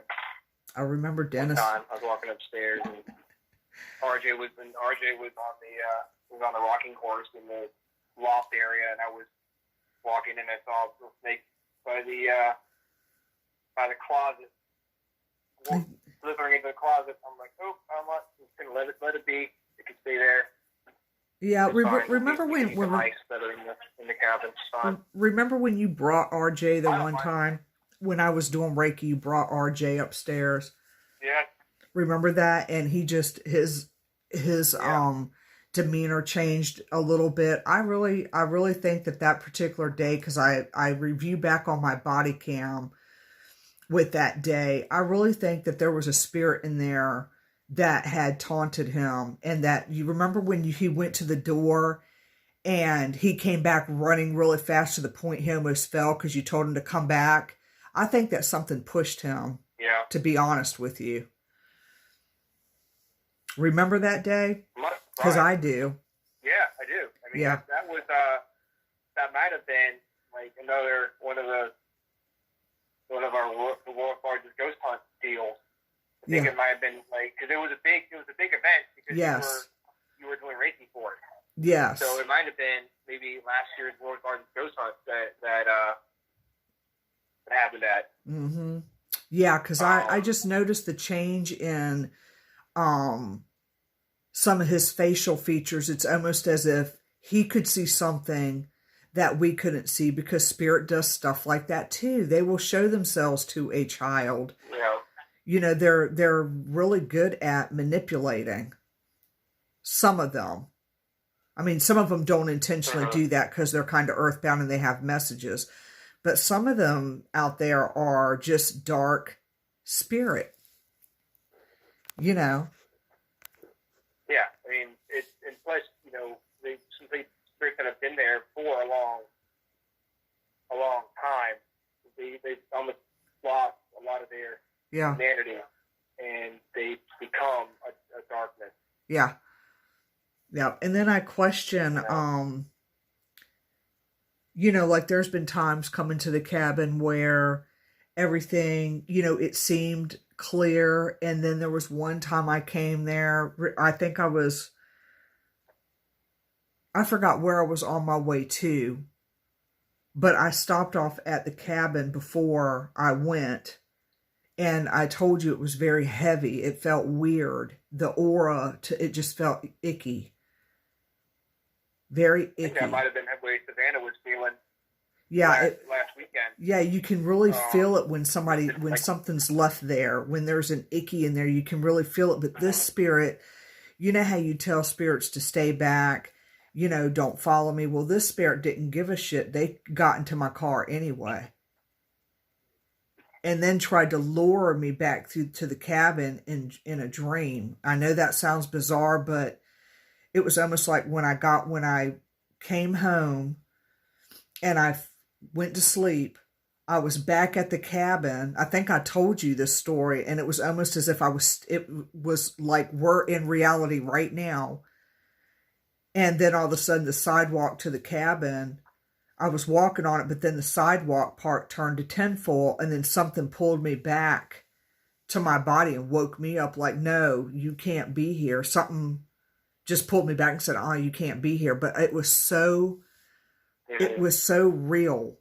I mean, just as sure as I'm sitting, in my room right now, it was that real. That's how real it was. And I know that it was whatever that was there that lured me back. And I'm just wondering if I me of, story Dennis tells, the girl we met, Dennis and I met a few years ago, who tried to commit suicide. Yeah. At the cabin, and she said that she just had an urge to go there. She lived like a mile down the street from the cabin, and she felt the urge just to middle of the night to go out to the cabin. Right. And she even called her friend. She's like, something's not right. I'm going to the cabin. Out of nowhere, she wants to go to the cabin. Yeah. So I don't know what would have maybe the same thing would have happened to you if you'd gone out there. I'm not saying you would try to commit suicide, but maybe. Yeah, but I wonder that though. Yeah, I wonder. Yeah, I'm wondering what would have happened. Would I had woken up if that, whatever it was, I guess a spirit guide, if it wouldn't have pulled me back to say, wait a minute, what are you doing? Because it was luring me down the sidewalk to the woods. That's where it was luring me to. It wasn't luring me into the cabin. When I was standing in front of it, I know Dennis would understand remote viewing. I know that he knows what that is, but that is what it was like. It was a remote viewing from where I was at. And it was luring me, come here, and I was going down. But then, like I said, it was weird. I don't know why the sidewalk even turned to tinfoil, but it did. The whole thing turned to tinfoil, and then something grabbed the back of my neck and just pulled me all the way back here. Like, no, bitch, you better come back here. So I think it would have hurt me. I think something would have happened because I wasn't in my body. I know I wasn't. Yeah. I don't think, she was there. She physically drove there. Mm-hmm. But she said that she was there. But it's weird. No one mentioned anything to me about excuse me, like my dad or anybody mentioned anything to me about someone trying to kill themselves. Yeah.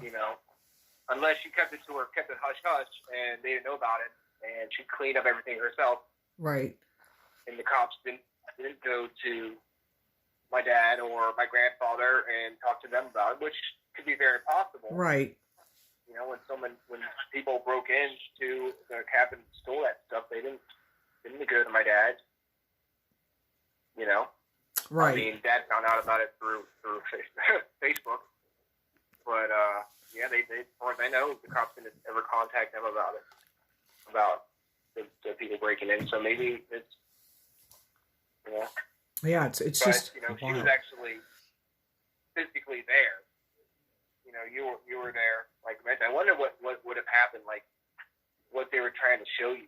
I don't know, but you know what? The energy was bad to begin with because I picked up on it, and I remember telling you and Dennis, I was like, the energy feels different here. It's heavy.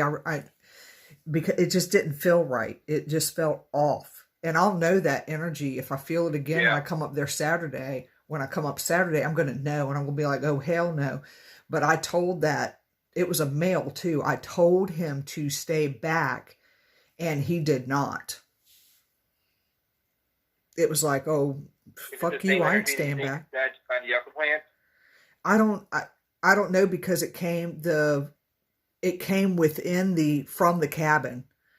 That particular energy came from the cabin itself on the first floor, which is very unusual because most of the time that's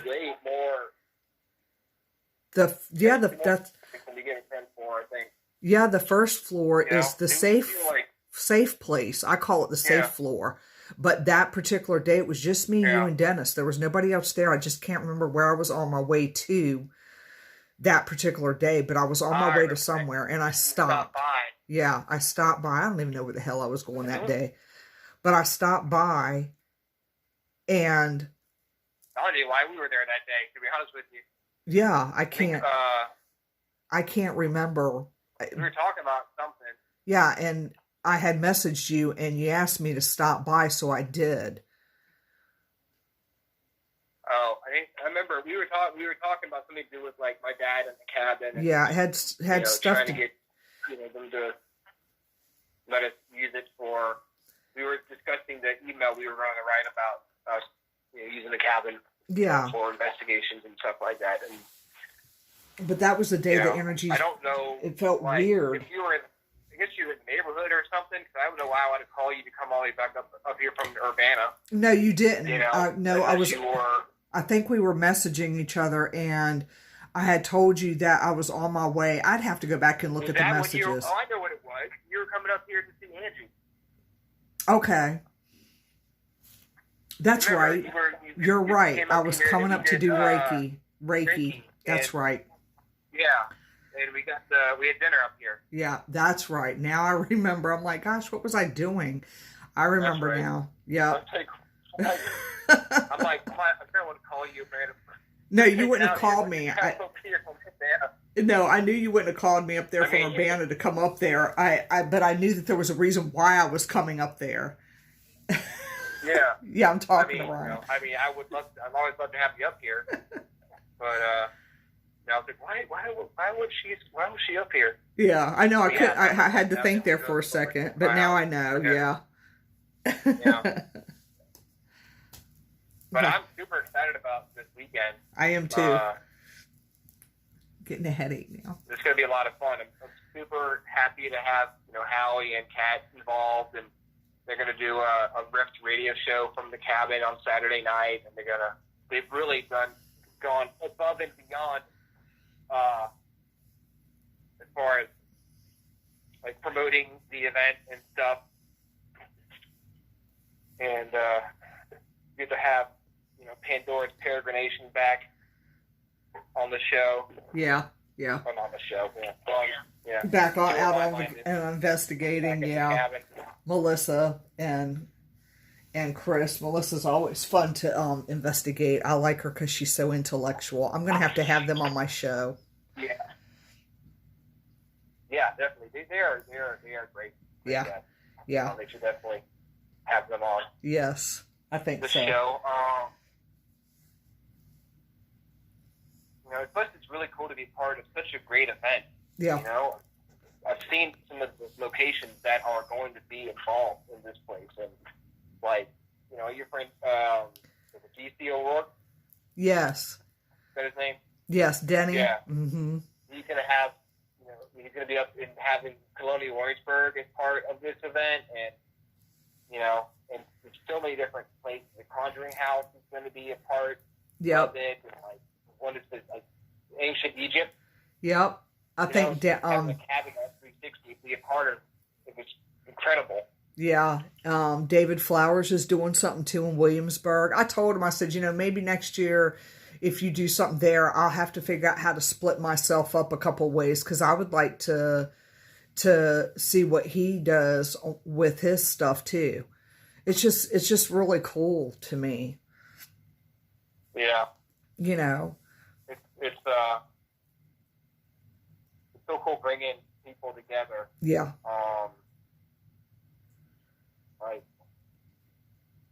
You could drive to one location and then just try to, like John Stevens does, you can drive to one location and then, stay there for a little bit and then try to drive to a second one, but they're so spread out. Yeah. That's the only problem, is that it's spread out. Yeah, I mean, if Transcend was doing something over at the tavern, they could maybe go kind of do both. Mm-hmm. They're kind of right down the street from each other, but I think they're doing Delora, and they're going to be out of Delora, and I don't know if he changed his house doing something Saturday night or not.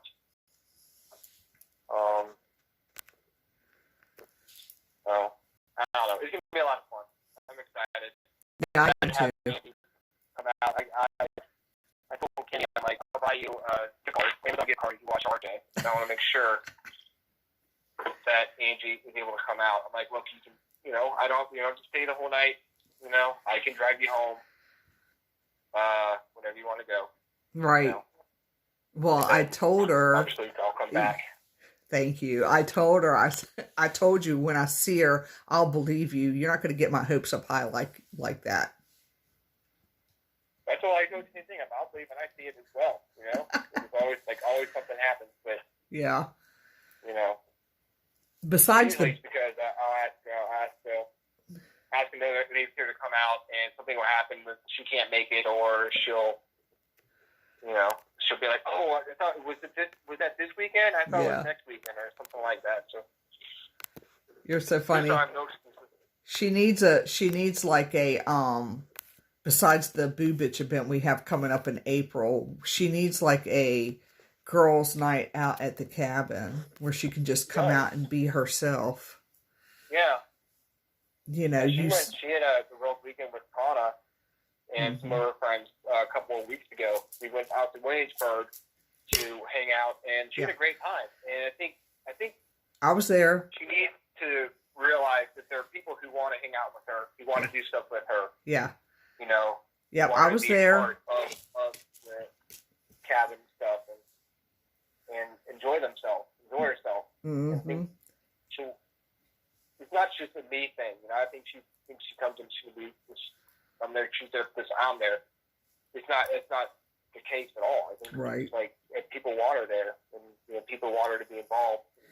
Well, I think as RJ gets older too, that'll help out a little bit because when kids are little, you can't. You're really tied because it's not easy to find somebody to watch kids. I mean, my kids are growing up really fast, but on the flip side of that, it's nice to be able to, hey, if we want to go out somewhere, we can go out somewhere and I don't have to worry about leaving them at home because they're older. I mean, they're 16 and 12. But Angie, the night that I was out with Denny, Angie was in Williamsburg. Yeah. So I wish I would have been able to see her. Yeah. I didn't know, or I would have came a little earlier and introduced her to my friend Marjorie, because Marjorie and I do a lot of investigations together too. She just wants to keep her stuff on the down low, kinda. Yeah. So. And she's all about that too. She can do that. Yeah. So. Jack of all trades. Oh yeah. So it'll be nice to see her. End of the show here. I know. It sure is. Yeah. I'm really excited to see you this weekend. Hanging out. And we're excited to see everybody. Excited to have Angie come out. Excited to. Oh yeah. Hopefully Dennis will be there. I hope so. If he's not, I'm going to be. Going out of town. No, he can't do that. I'm already talking to Howie. I'm like, look, this investigation is a big deal. And I'm not trying to be tripping over my words when I'm trying to get the history of the location. Last time. You know what? Last time you did fine. The last time you did that presentation with the cabin, it was fine. There was nothing wrong with how you presented. I thought you did a good job.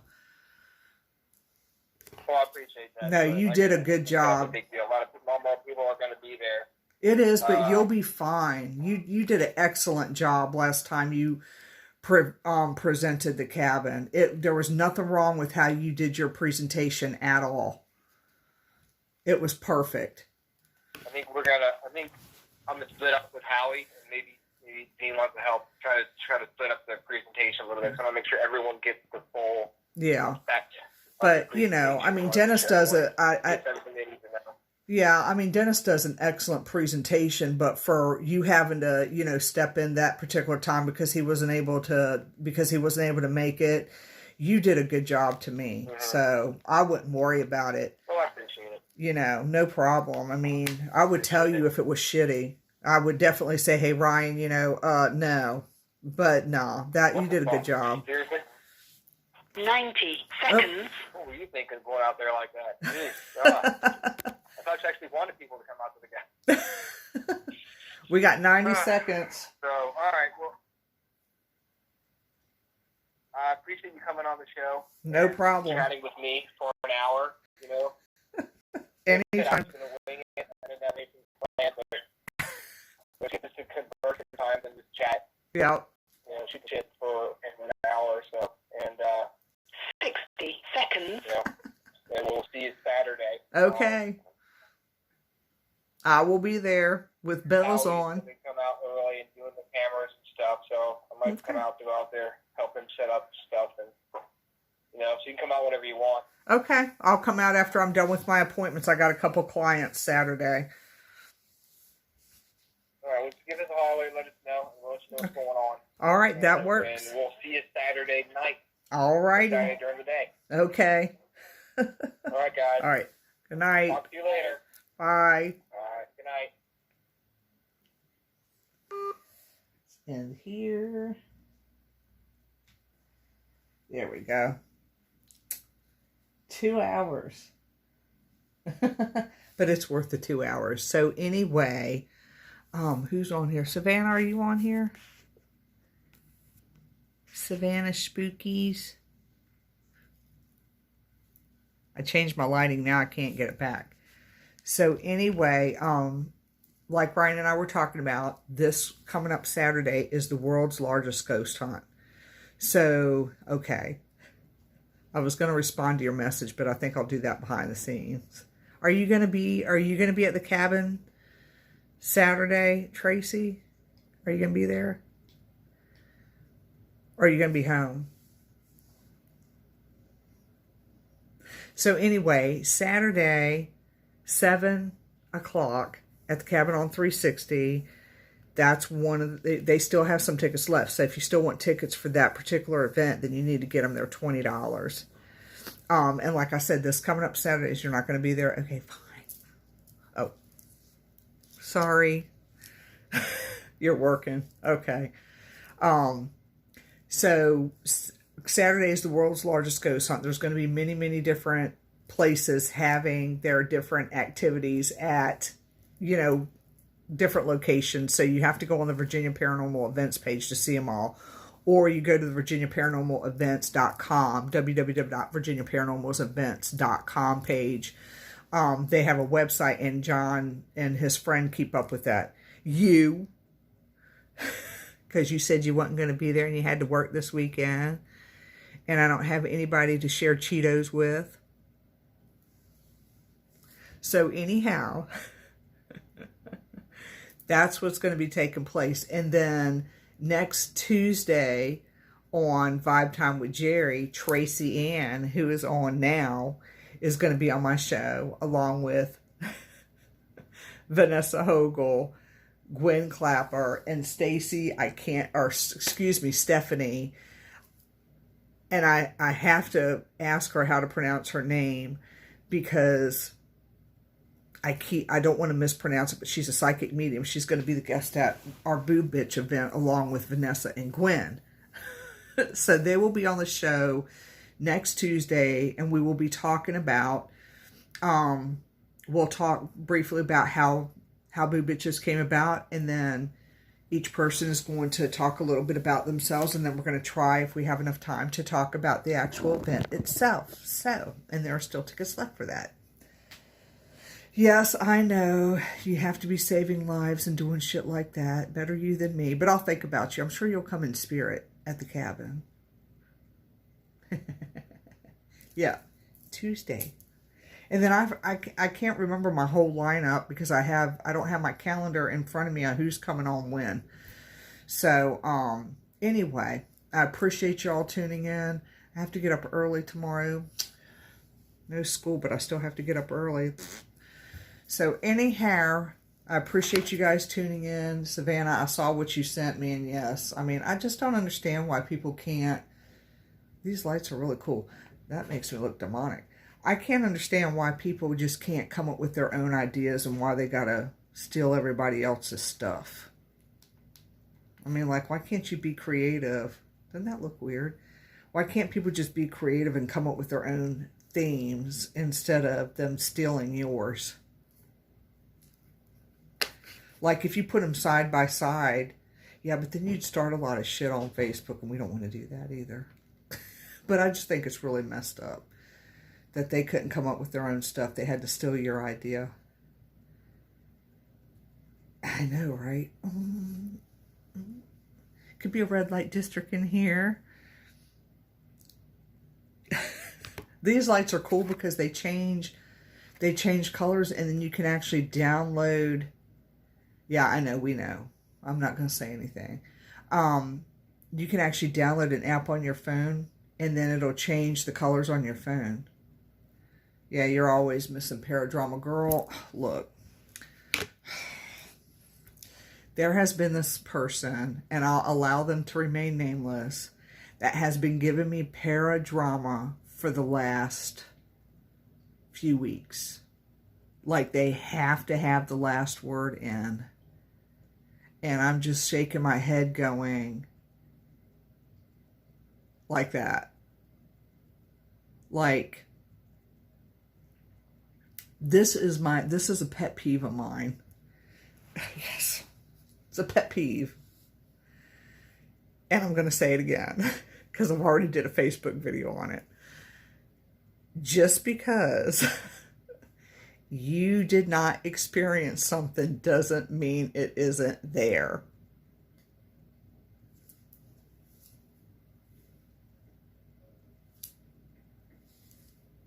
It upsets me when people discredit what other people see or what other people feel. Yes. And do you know as of today, this person is still commenting on something that this is over a week ago. And I'm sorry to say, if you've only been to a location twice, how do you really know? How do you know? Because this was the point that me and a friend of mine talked about. There could be portals in that area. There could be another dimension in that area. How do you know? I hope she'll tune into this and see the tail end of this. How do you know that there wasn't people in there doing sneaky shit and opened a portal? How do you know that there wasn't some dark magic there and somebody opened up something? You know, I mean, I'm just trying to figure that out. I just don't understand that. I don't understand that. I'll give you the information. It's just, I don't understand people, you know, and it upsets me when people put other people's stuff down just because they're not experiencing the same thing.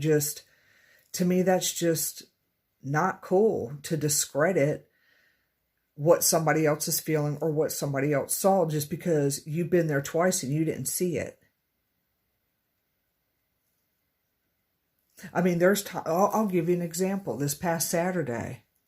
Yeah, it is childish. This past Saturday when I went to David Flowers' tour, okay, the first time I went there, it didn't feel heavy there to me. At the Manor House, it felt very clear.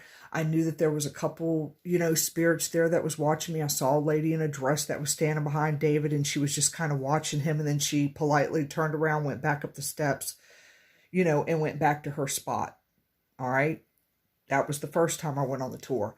The second time I went on the tour, exactly, maybe they didn't want him to see it. You're right. you probably know this person. When I shoot everything to you, you'll be like, really? But the second time I went there this past Saturday, there was a shift in energy. When I hit the steps, I was like, whoa, wait a minute. And I felt like I was just being watched by everything all over the place. And they wasn't showing themselves at the time, but I felt the energies watching me, if that makes sense. I knew that there was stuff there. But a lot of times they hide. So when he's giving the tour and we go upstairs, I look down the little staircase, because you can kind of go around that corner and look down. There was a shadow figure that passed right underneath that staircase. It was a male. And I was like, oh, just, it's nothing unusual for me to see that. So I just went ahead and went with the tour. Well, not only that, there was two mysterious looking things, and I posted that on Facebook too. Kimberly and I were late coming into the house because there was two things in the sky that we don't even know what they were. I don't know if they were drones or not. I took pictures of them and I videoed them the best that I could. But there was a whole shift in energy there. So when somebody says that that's not possible for something, bad to be in a spot, how can you say that? Because you've only been there twice and it's probably been years since you've been there. So how do you know? How do you know? Yeah, we were talking about, Ryan was talking about the experience that you had this past Sunday at the cabin. He was telling me about that. And I've had an experience like that too, where that's what we were talking about. Didn't feel the bottom steps to the cabin has always been the safe spot. I always call it the safe spot because it's been the most clearest spot where you can feel safe and you can sit. Well, one particular day when I walked in there, it didn't feel so good. It didn't feel safe. There was just something, there was bad juju there, and I knew that it was there. And I told Dennis and Ryan, I'm like, there's something that just doesn't feel right, energy-wise, down in this room at all. And that was the one that decided they wanted to get into the car with me anyway. But I just don't like stuff like that. When somebody just, you've only been there a couple times, so you're going to sit over here and say something exists because it didn't exist because you didn't experience it yourself. Or when people, say dark spirit doesn't exist. Yeah, it does. I don't like it when people say that. And you can't sit over here and tell me demonic doesn't exist either, because it does. I mean, then if demonic didn't exist, then why do people have to do exorcisms if it doesn't exist? Trying to fix my lights. But, it just, stuff like that makes me mad. Yeah. And it could have been an energy that, it could have been an attachment, or, like we suspect a portal. You don't know what comes in and out of portals. Spirits come and go. I remember my friend's house in town. She don't mind if I talk about her house. The Burton house, before it burned down, had a portal in it. Spirits would cross back and forth through that house all the time. There's another place in Urbana up the road. I won't name the place. I can't name the place, but it's a portal. She don't believe it, but it is. So anyway, I just don't like when people discredit what other people feel and what other people see. I just think that's wrong, because just because you didn't experience it doesn't mean it's not there. And for somebody to only go there two times, and say that I know for a fact, whatever. That's what I think about I know for a fact with you. So anyway, sorry that came out. And I don't care if they like me or not. I really don't give two fucks. So, anyhow, I'm going to get ready to go night-night. Right. You're right. You may not see the same thing. And like I said, well, like Tracy said too, maybe they didn't want them to see it. But not only that, who's to say, who monitors the woods all the time? There ain't nobody monitoring that. It's a historical district. There ain't nobody out there monitoring those woods all the time. You know, so who's to say that somebody didn't do some witchery shit back there, some black magic, and open up a portal? You don't know.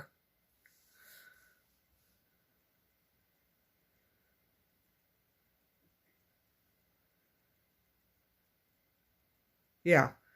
Yeah, that's right. That's the same thing. It's not. Yep, I'll have to give you a thumbs up on that one. You're right. It's just a little pet peeve of mine, and I just don't like when people discredit other people's stuff, because, you know, why would somebody, I mean, I know people attention seek and things like that, but this person was legitimately scared of this particular location because of an experience they had there. So why would you discredit that? So anyway, we'll see if they are going to respond to what I put, because I'm just done with responses.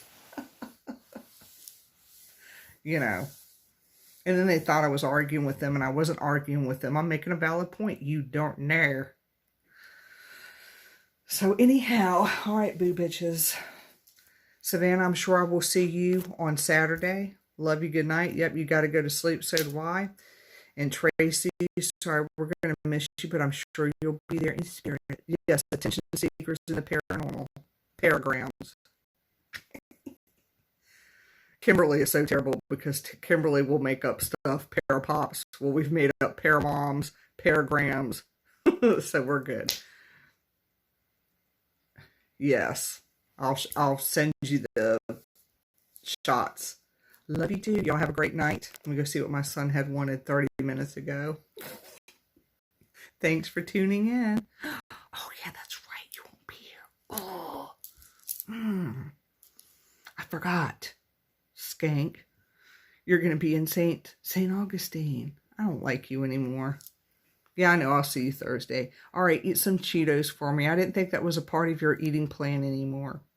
Unless you get some baked ones. All right. I will talk to y'all later. Love you. Thanks for your support. Boo Bitch Tracy, I will see you next Tuesday on my show. If you want me to put that picture up as my thing, what's on your profile now, I can. Let me know what you want me to do, because I told y'all I'm going to be still. Thank you. I'll be stealing some profile pics. Okay, got to roll. Hugs and kisses. Good night.